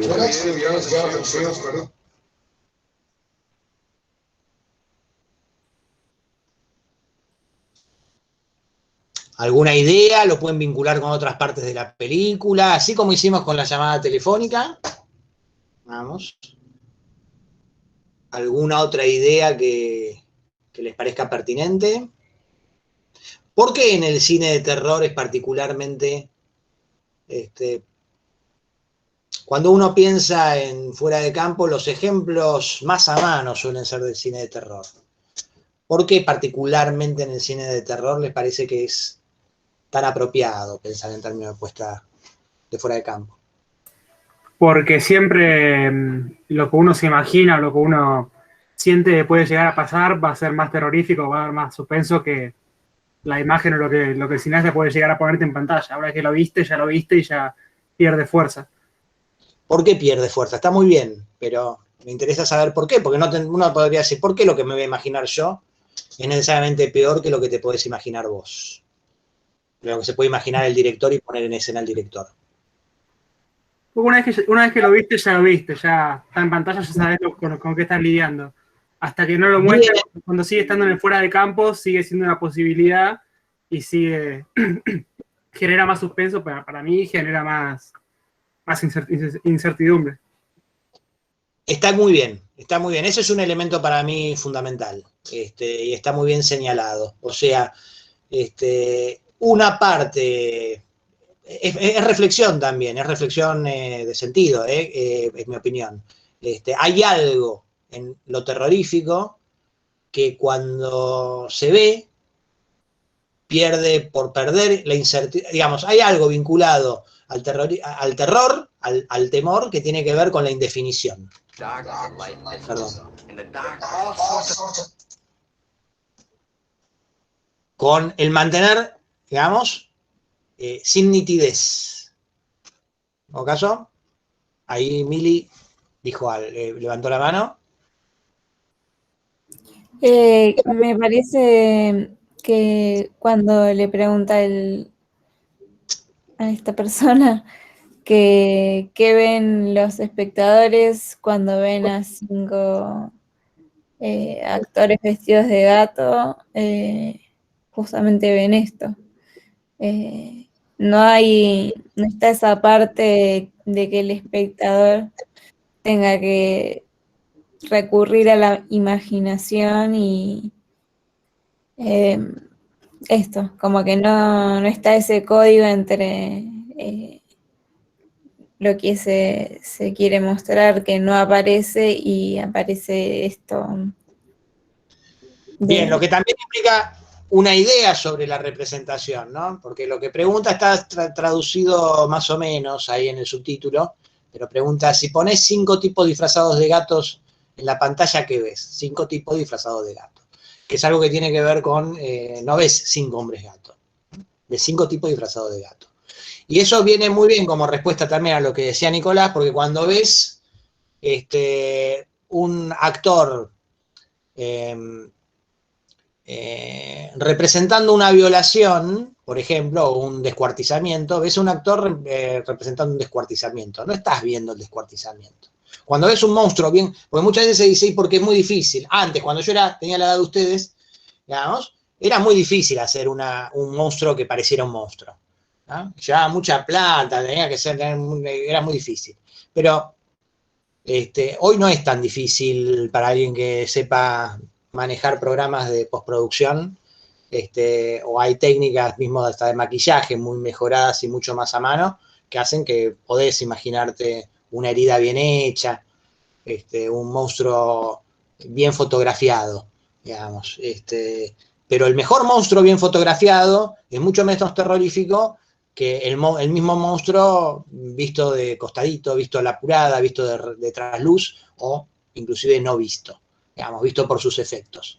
Porque cuando lo viste, como decía Nicolás, a lo sumo ves qué bien hecho que está, ¿no? Es más, lo que te pasa es eso. Che, qué bien hecho que está el monstruo, ¿no? Parece de verdad. Ahora eso ya tiene mucho menos misterio que cuando, digamos, yo tenía la edad de ustedes, porque era difícil de hacer. Ahora uno ve animales bien hechos, monstruos bien hechos, digamos, todo el tiempo, que parecen de verdad.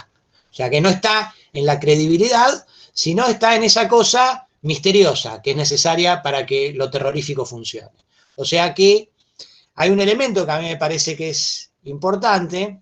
Después vamos a trabajar para fuera de campo en la segunda, cuando refresquemos, vamos a hacer, porque estamos avanzando bastante, en todo caso vamos a asociarlo con las otras cosas que vayamos tirando en las próximas clases y vamos a anudarlo, pero vamos a hablar más de otras cosas.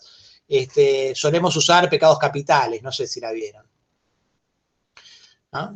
Bueno, ninguno de los asesinatos se ve, pero algunos se dan muchos elementos para mostrarlos. Entonces, es una serie de asesinatos. El que no lo vio enseguida va a darse cuenta. La película prácticamente empieza con el primero. Y enseguida deducen que hay una cosa de sucesión de asesinatos, por si alguno no la vio.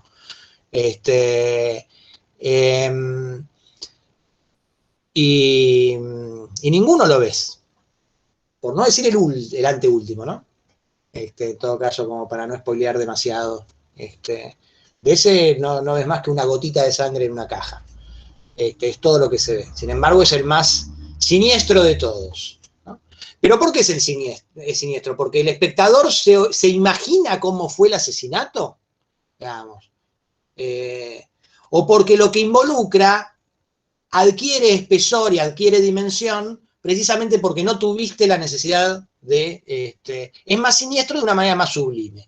No es repugnante y asqueroso porque serruchar un cuerpo o hacer una cosa, qué feo, digamos, sino porque emocional, espiritualmente, el someterte a tener una situación y una relación con un otro de esa característica, en un plano de sentido, es lo más terrorífico que hay. Lo cual no quiere decir que no lo sea en una cosa. De lo que vemos podemos tomar distancia, está ahí. De hecho, tomamos distancia inmediatamente porque sabemos que no es verdad. Hace mucho yo no había visto Irreversible. Parece que a la generación de ustedes, Gaspar Noé es popular, estoy descubriendo.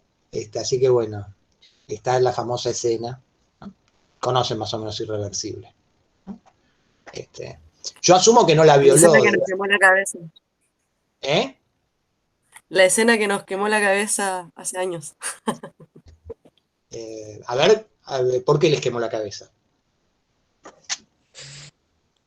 No sé, a mí por lo menos cuando yo era chica, Sí.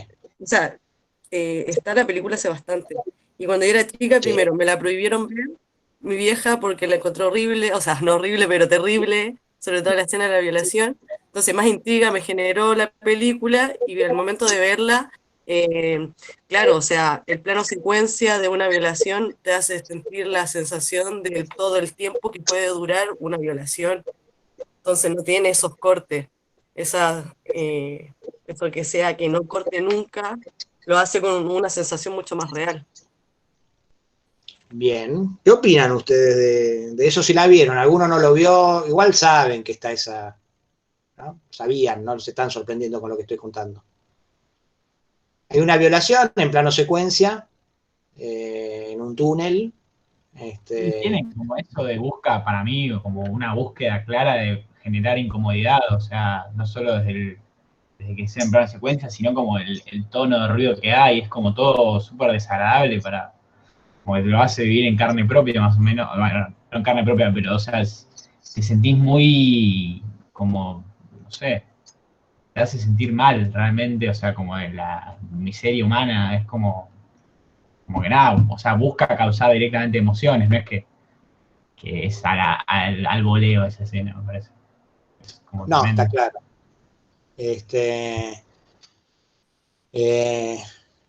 Bien, ¿qué más? ¿Alguien puede decir algo más? Podemos dejarlo a un costado. No hace falta que hablemos de... Yo quería decir algo. Sí.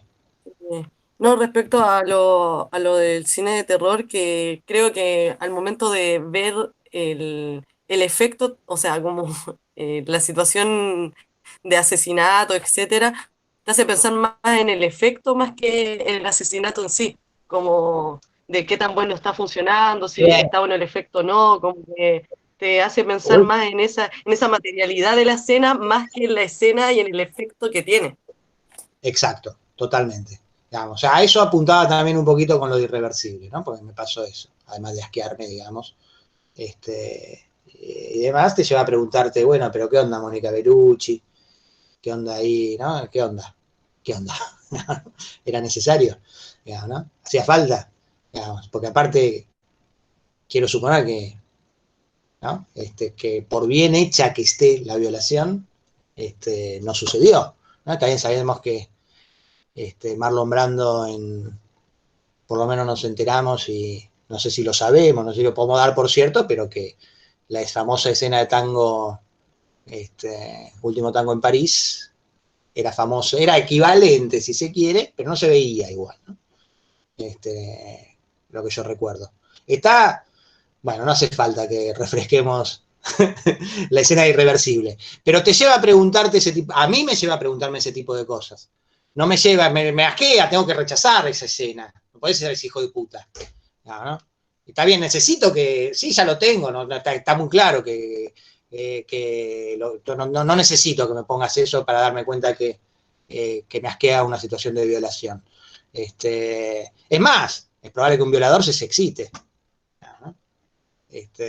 Porque si alguien se puede excitar con esa situación de violencia, eso y se excita, supongo, no tengo idea. Pero te lleva a preguntarte sobre la materialidad del hecho de puesta en escena. Te lleva a preguntarte, a ver si cuando el chabón sale se le ve, y cómo se le ve, y a tener el registro, de se le ve si está de verdad desnudo o no. Bueno, a mí me resulta repugnante. Perdón. En cambio, por ejemplo, si recuerdan la escena de la lujuria, que no puede ser más atroz que eso, no viste nada, digamos, en Pecados Capitales. Y no te da un asco presente, te da un horror, digamos, como alguien pudo haber aproximado a eso con todo de afuera. No necesitaste someter a ninguna actriz a ninguna situación humillante en set. Digamos, ¿no? Si después a Mónica Bellucci le gustan ese tipo de situaciones o no, bueno, que es cuestión de ella. ¿Cómo era el acuerdo, no el acuerdo? ¿Cómo era la relación con eso? ¿Cómo se llegó a esa situación? Ni me interesa, porque no me parece necesario, me parece totalmente, bueno, no importa. No tienen por qué coincidir con eso. Creo que Gaspar no es muy particular, yo no lo odio ni lo amo, pero él genera como esas dos polaridades, y es creo que un poco como decía Manu, es como la voz autoral de él, es hacer mierda todo y extremarlo. Digo, claramente hay otras maneras de mostrar una escena de violación, no sé si vieron Los Sonámbulos, de Paula Hernández, que es increíble, es nueva, es argentina, una directora que es bárbara, y hay una escena de violación, no quiero hacer spoilers, pero está mucho mejor, a mi gusto y a mi parecer, lograda que Irreversible, pero nada, creo que tiene que ver un poco con esto que dice Manu, ¿no? Como uno también va, cuando va y se sienta a ver en el cine una película de Gaspar Noé, que yo lo he hecho, ya sea lo que voy, ya sea lo que me puedo encontrar, como es también un poco eso, como la voz autoral, creo. Sí, en mi opinión eso no justifica, digo, no justifica en el sentido, no, bueno. Por supuesto que no, yo Irreversible elegí no verla por eso, porque dije, ¿para qué? Voy a poner mal al pedo, como, pero nada. Sí, está claro que es lo que quiere, y está claro que hay un código con eso. A mí, y no quiero que nadie se sienta enjuiciado por esto, porque es algo en todo caso para debatir, dialogar, y demás. En todo caso, bueno, a mí me interpela desde ese lugar, digo, me parece que es algo en lo que yo, en la medida de lo posible, voy a tratar de combatir, porque estoy en desacuerdo. Me parece mal, me parece mal estéticamente, me parece que el cine no necesita hacer eso, me parece que lo que propone está mal, no está bueno. No propone algo que te lo ubica en un determinado lugar, propone el peor de los lugares, en mi opinión, para abordar ese tipo de cosas. Yo, la verdad, no necesito ver eso para sentir que está mal, y en realidad me siento que me está llevando un morbo que prefiero sublimarlo de otra manera. Innecesario, sí, totalmente. Sí, yo igual creo eso, así como que de repente esas escenas que tú decías, al final esto lo único que buscaba era morbo. O sea, el sentido de la escena era como generar ese morbo y que te llamara como que nada más que eso. O sea, la función que cumplió fue algo morboso más que todo. Inclusive, porque yo puedo entender el desafío profesional, artístico, de proponer una cosa muy zarpada, a un conjunto de actores, actrices, lo que fuera, encontrar un código, y hasta puedo, si alguien me dice, no, pero había un acuerdo, no se superó un solo límite, estaba todo acordado. Yo veo El Exorcista, por ejemplo, no sé si vieron El Exorcista. Es terrible El Exorcista. Hay una escena de una nena de 12 años clavándose un crucifijo en su vagina. Todo ensangrentado con sangre y agarrándole la cabeza a la madre para que... Es el diablo que la está poseyendo. Es una obra maestra absoluta, en mi opinión. O sea, se puede ser mucho más zarpado, digamos, si es por zarpe. Ahora, fue impecable todo el rodaje, vos la escuchás a la actriz, cómo lo trabajaron, no se dio cuenta de lo que estaba haciendo la piba. Una piba de 12 años. No sabía lo que hacía, no tenía una noción de lo que estaba haciendo. Y si ves la puesta en escena, es terrible, ¿no? Pero no se ve nada. ¿No? Y entonces, bueno, ahí ya es otra cosa. Y no dura 10 minutos, no sé cuánto dura la Irreversible. ¿No? Dura lo que tiene que durar para ¡pah! Ponerte ahí, decir ¡ah! El horror, el diablo, y estás viendo una nena poseída por el diablo violándose a sí misma. Es básicamente eso lo que ves, es mucho más terrible. Es muchísimo más terrible espiritualmente, desafiantemente que Irreversible, y no necesitó. Es un desafío inclusive mucho más difícil. En mi opinión, como desafío estético, digamos, ¿no? Como desafío inclusive del proceso que se le pide al espectador que haga. Las ambigüedades que tiene, no hay ningún morbo, digamos, puesto en eso, ni ninguna, a ver si me mostrás que si es de verdad o no. ¿no? Porque está eso. En el momento en el que, a ver si me mostrás si es de verdad o no. Me llevaste el código ahí. ¿No? También pasa, supongo que pasa en todas, porque pasa al principio cuando con el matafuegos destroza la cabeza del chabón, que también está muy bien hecho. ¿No? Y también es asqueroso y qué sé yo, y bla. Bueno, pero no fuimos una cosa tras la otra, igual está bien irse de vez en cuando. Lamento que haya sido algún lugar desagradable y no hace falta que estemos de acuerdo y lo podemos seguir debatiendo. De hecho, me interesa que si no están de acuerdo, si ustedes perciben o sienten otra cosa con relación a esas propuestas, los charlemos y no se sientan que no hay el espacio para hacerlo y me puedo nutrir desde ahí. Pero estábamos con esta escenita de Cautivos del Mal y nos quedan 15 minutitos, así que podemos más o menos redondear con algunas ideas sobre esto. ¿Se les ocurre algo más en el tratamiento que sea relevante? Me parece que está bueno que en este primer bloque, que es la primera historia, el personaje de Georgia también se ve como fuera de campo. Primero se le ven las piernas, después solo se le ve la nuca, como que uno se va, no sabe si es ella, si no es ella, porque todavía no se la nombró, o por lo menos yo no recordaba. Eso me pareció que estaba bueno también. Sí, si sos un espectador de una memoria infinita, si sos Funes el memorioso y te acordás que Georgia Lorrison es la del principio y que van a la casa de Lorrison, decís, es la hija Georgia, y ahí te ubicás. Si no, igual la analogía es una chica, está arriba, es la hija, qué sé yo, no sé. No te sorprende cuando aparece, va apareciendo muy gradualmente, está muy bien señalado eso. Después aparecen en las pruebas de cámara, de espaldas, y él pregunta, ¿quién es esa? Es la hija de Lorrison, estaba totalmente en pedo, tuvimos que dejarla de espaldas, ¿no? Y después la reconoce, porque como en la primera escena se queda mirando ¿no? Tienen para un papel de extra, la chica de la farmacia, digamos, se queda mirando el cuadrito de la imagen que el padre tenía del padre de Jonathan, ¿no? Que era el diablo. Eso es lo que pensaba papá Lorrison de papá, ¿cómo se llama? Jonathan Giles, papá Giles. Es muy interesante que haya aparecido eso, no pedí si podían, sí pedí que la asociaran, porque en el capítulo anterior, en la comisión anterior, cuando pedí que asociaron puntualmente con esa misma escena, con la escena en la que van a la casa de Lorrison y la encuentran por primera vez a Georgia. Así que, si ya me pareció que esa conexión no era una conexión arbitraria, está bueno que pensamos por qué surge esa primer conectividad. Entonces, para mí hay muchos elementos. Nos quedan 10 minutitos y podemos hablar mucho. Yo tengo un par de cosas que señalar de la construcción de la escena, pero si hay 2 o 3 cositas que agreguen antes de que lo haga, bienvenidísimo.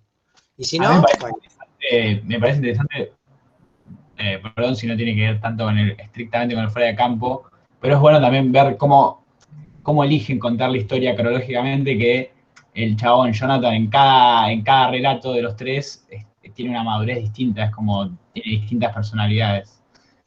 Como que también van, además de que es la perspectiva de cada uno de los que la cuentan, o sea, Jonathan está en distintos momentos de la vida, digamos. Bien, está muy bien eso, está procesando eso y tiene las historias anteriores conectando con esa y se van nutriendo. Está muy bien. Claro, se van sumando una a la otra. Se van sumando, ¿no? De hecho, van apareciendo, ¿no?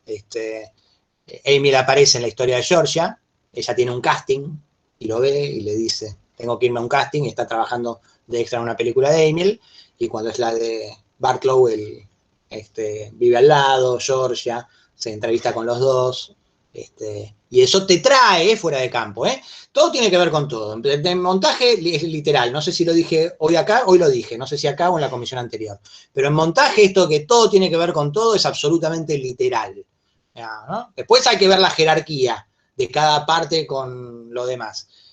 ¿No lo dije acá? ¿No dije que muchas veces una escena no funciona, encuentra su solución en...? Sí, lo dije acá, porque creo que lo dije acá, ¿no? Muchas veces tenés un problema en la escena 9 y no está en la escena el problema, está en lo que la rodea, ¿no? Está en la construcción previa, está en la expectativa que genera. si tenés los datos suficientes para que lo que ya está en la escena funcione o no. Muchísimas veces pasa eso en términos de montaje.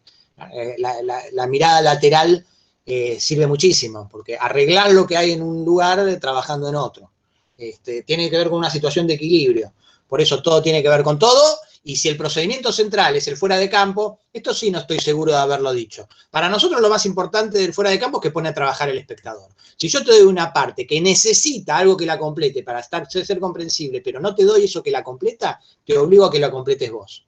Digamos. Y entonces, primero te tengo que seducir con lo que te estoy mostrando para que te den ganas de comprenderlo, y después tengo que decidir qué te puedo esconder para que lo tengas que inventar vos, o poner vos de tu parte, y qué hace ese proceso.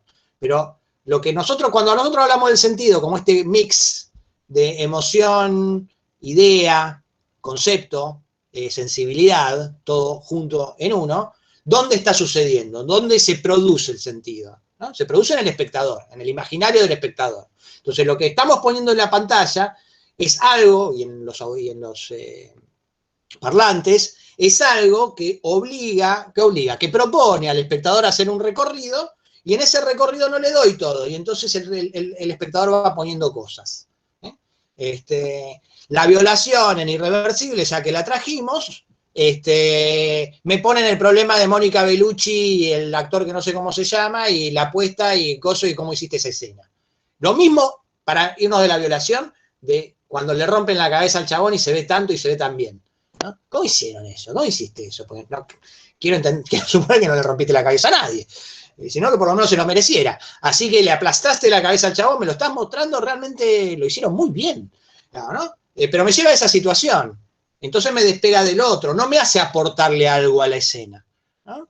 En cambio, cuando me muestran la manera en la que muere en lujuria, se produce el asesinato en lujuria, y veo el asesino que fue obligado a hacerlo, y veo lo que le hizo ponerse, me pide que construya la idea de, loco, te están encañonando y te tenés que poner esto para hacer lo que estás haciendo, y digo, ¡ah!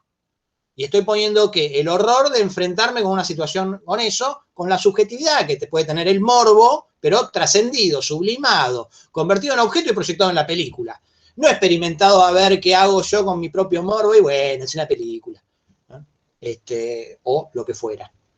¿Se entiende lo que estoy diciendo? Es decir, el fuera de campo no trae, imagínate el asesinato.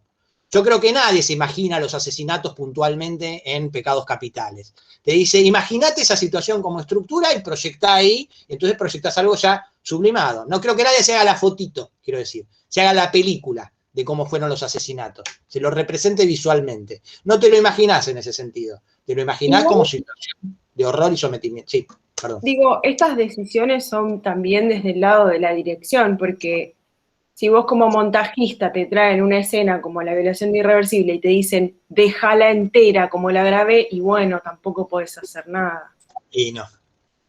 Podés renunciar, eventualmente. Sí, eso siempre se puede hacer, sí.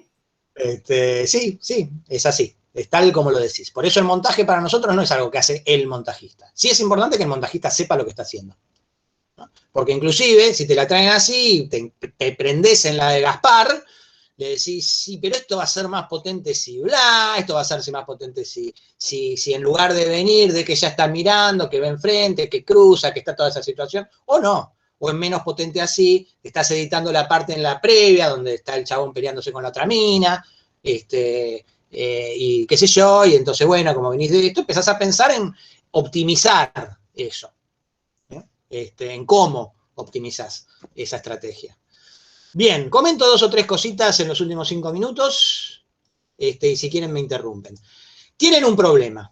Acá hay muchas cosas, en todo caso podemos retomar la película en algún que otro momento, digamos, ¿no? Pero hay muchas cosas que para mí son dignas de mención en el diseño de puesta de esta situación. Una de ellas es el productor. Como para entender los roles y cómo funcionan, es genial la película. Cómo funcionan en un sentido de acto creativo compartido, organizado, contenido, y cuál es la función de Jonathan, digamos, en todo ese rol, ¿no? Que aparte se pone en crisis y en juego, porque acá le enseña a dirigir. No es que le enseña a dirigir, pero le da la clave, ¿no? En ese momento le está dando la clave, ¿no?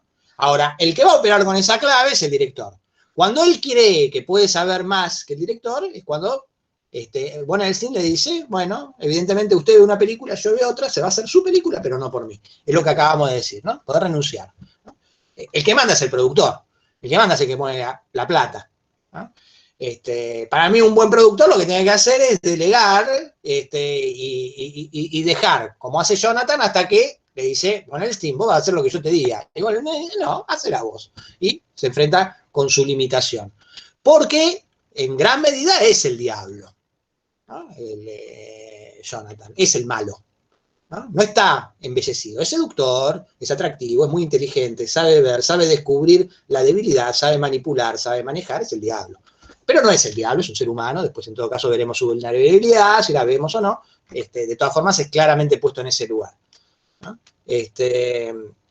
Pero le da las herramientas, ¿no? Hay una cosa fáustica también, si se quiere ahí, ¿no? Lo primero que hacen cuando tienen un problema es ponerse en el lugar del espectador. Eso está en la apuesta, no está subrayado, van a una proyección, ¿no? Eso es teoría. Piensen como espectadores. Van a la sala de proyección a pensar cómo se tiene que ver la película y empiezan a imaginarla.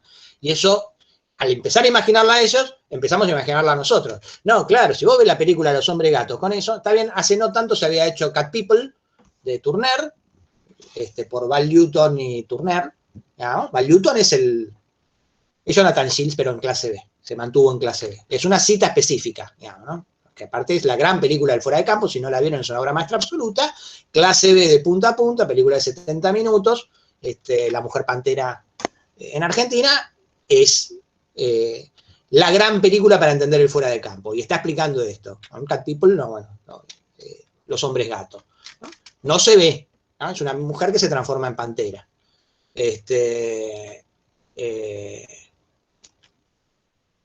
Y acá nos invita a nosotros a imaginar, ¿no? Hay un conflicto a lo largo de toda la película entre luces y sombras, que va a estallar en otros momentos, que es sistemático. No solo cualquiera que haga foto habrá visto que el diseño es de un contraste gigante. Hay negros, negros, negros plenos, y hay blancos, blancos, blancos, y hay como una idea de subrayar esos contrastes a lo largo de toda la película, ¿no? Entonces, este es el momento, este es el núcleo, creo, de sentido de la película en la relación con el espectador, ¿no? En la función del espectador. En esto de dejarle colgado cosas al espectador para ver, que va desde el primer plano, que lleva la cámara a enfocar al espectador y a la chica que está tirado, cuando se lo presenta a Amiel, y el último plano que le pide al espectador que imagine qué le puede estar contando Jonathan para atraerlos a los tres. Y que los agarró a los tres en 3 llamados telefónicos dispersos y los reunió en un único llamado telefónico para escuchar sus ideas, ¿no? Para que pudieran haber superado y que escuchen sus ideas. ¿Harán la película con él? ¿No la harán?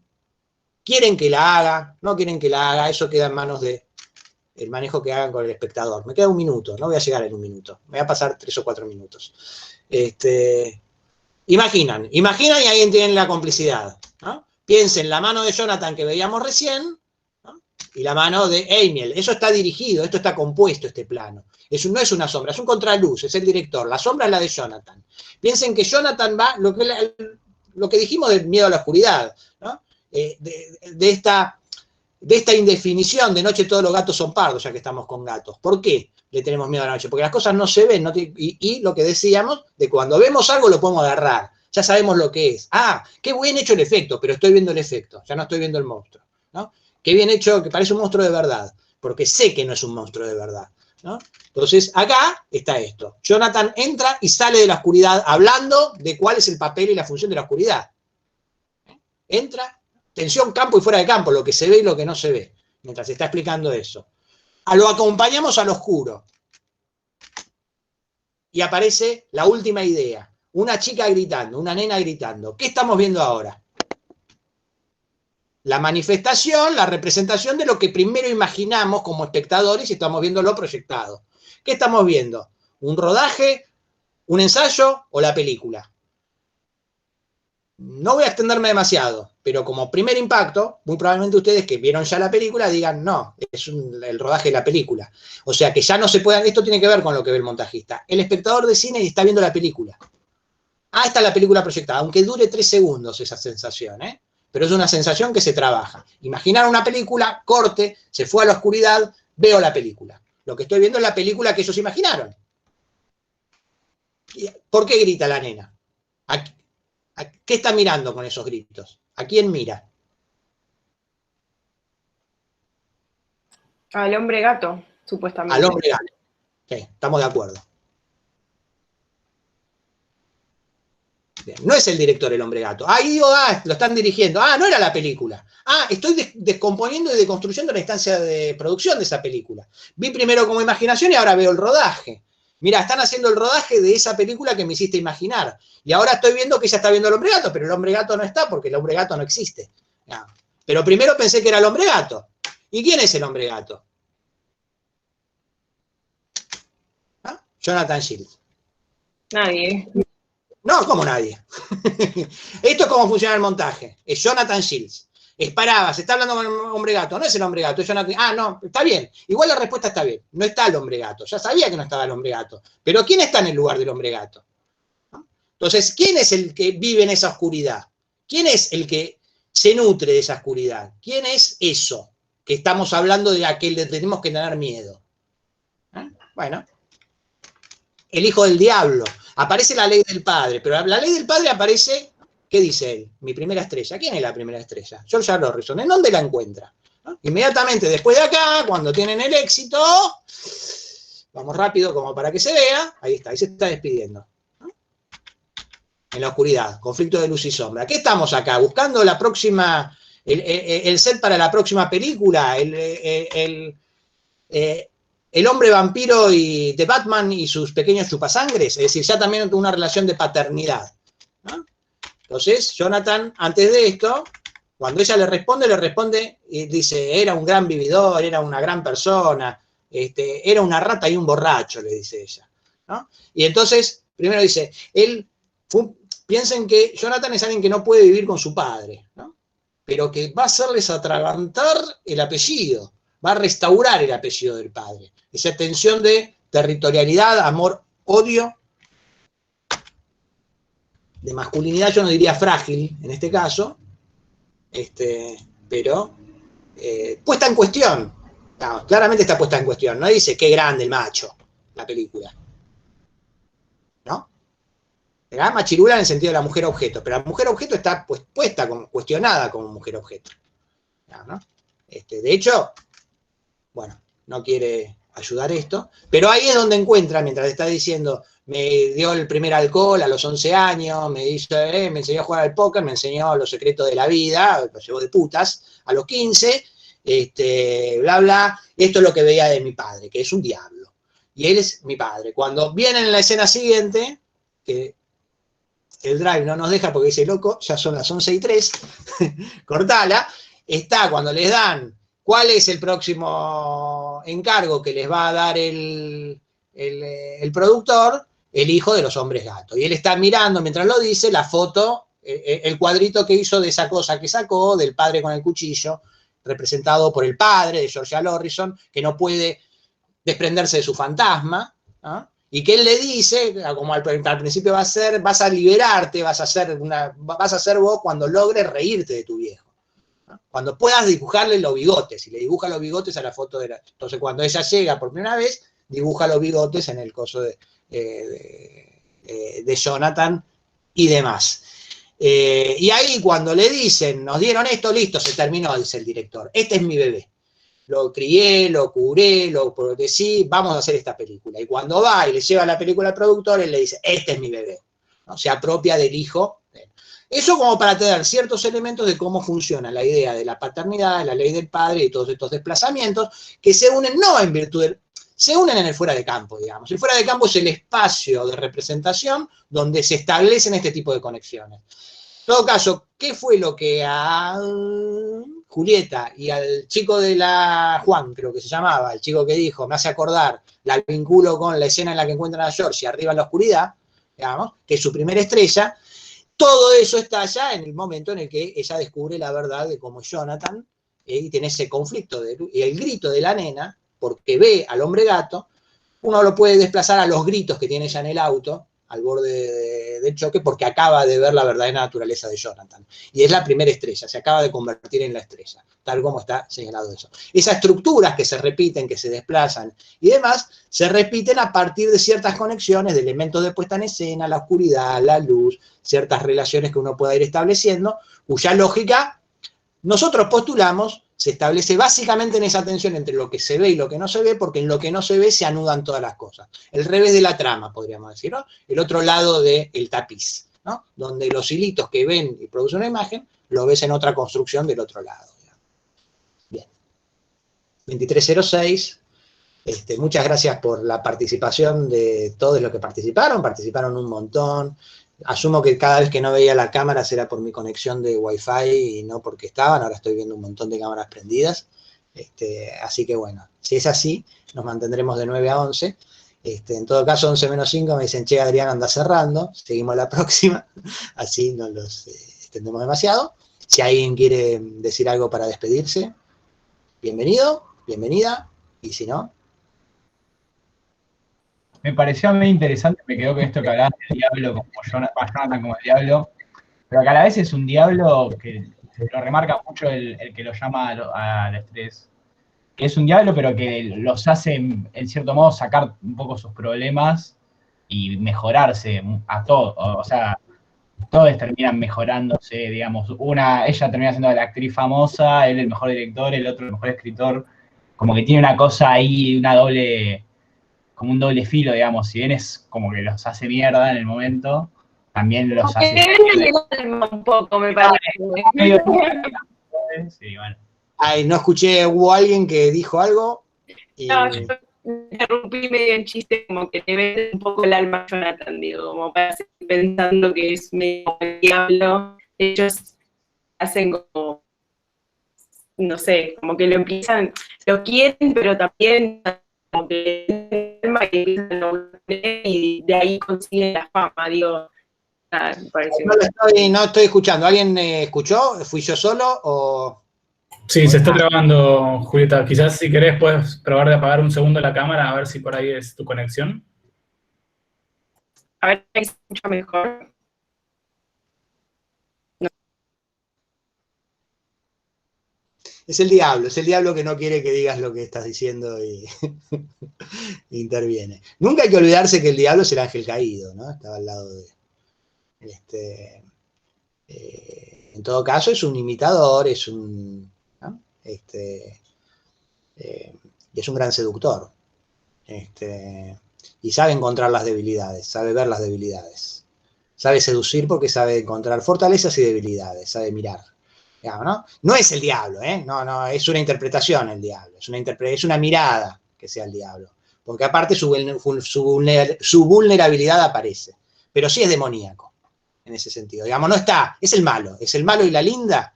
Entonces, si la linda es una linda objeto, bueno, puede ser otra cosa, bueno, él también es un malo, es el malo, ¿no? Acá en el campo le dicen el malo, ¿no? Al diablo.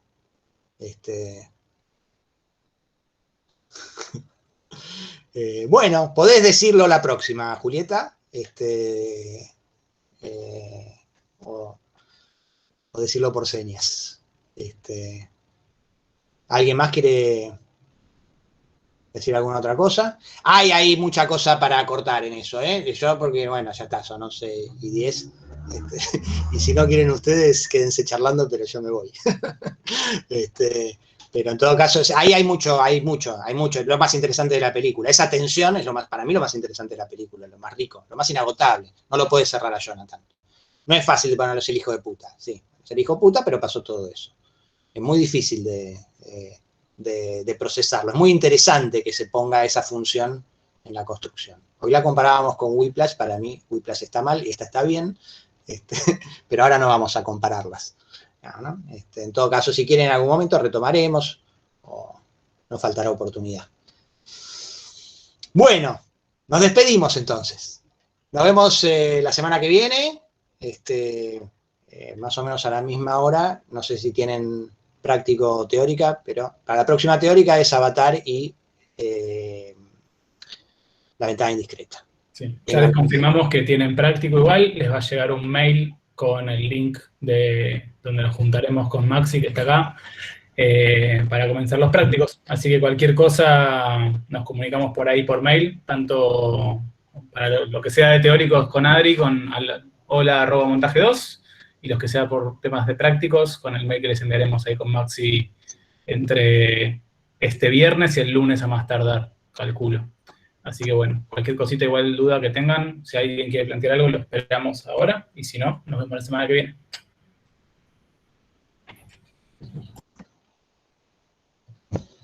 Gracias, buenas noches.